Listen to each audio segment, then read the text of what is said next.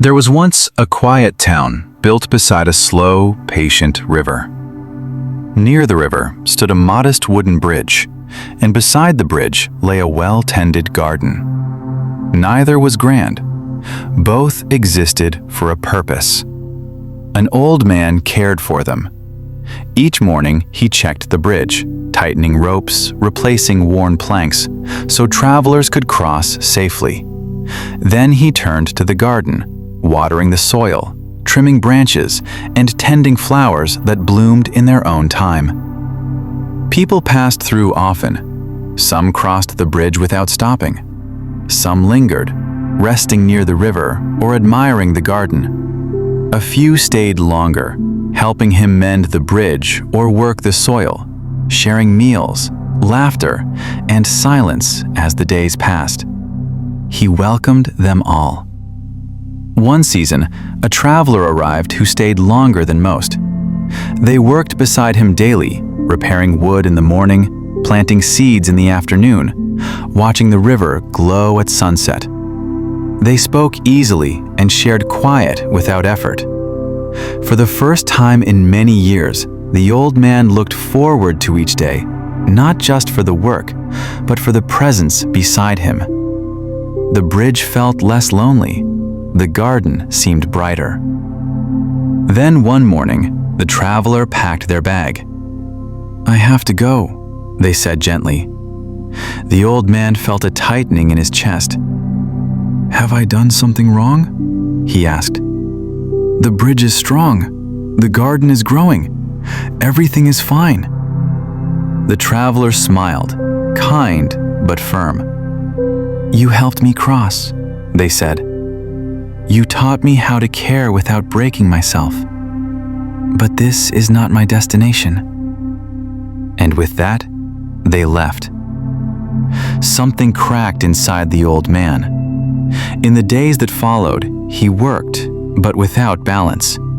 He over-tightened the bridge ropes, replaced planks that didn't need fixing, ignored those that did. In the garden, he overwatered some plants and neglected others, afraid that if he stopped adjusting, everything would fall apart. Travelers still came, but he watched them with fear. He tried to make the bridge strong enough to keep them. He tried to make the garden perfect so no one would leave. Both began to suffer. One evening, as the sun dipped low, a child crossed the bridge and paused beside the garden. "Why do you look so tired?" the child asked. "I'm trying to make sure no one leaves," the old man replied. "I want the bridge to hold them. I want the garden to make them stay." The child frowned. "But bridges aren't for staying," they said. "They're for helping people go where they need to." "And gardens don't trap plants. They help them grow, even when it's time to be transplanted." That night, the old man sat by the river and finally understood. The traveler had not abandoned him. They had simply finished crossing. They had grown enough to move on. From then on, he returned to his old ways. He repaired the bridge with care, not control. He tended the garden with patience, not fear. He greeted travelers warmly, shared what moments he could, and let them go when it was time, without resentment. Some stayed for a season, some only for a moment, and each one mattered.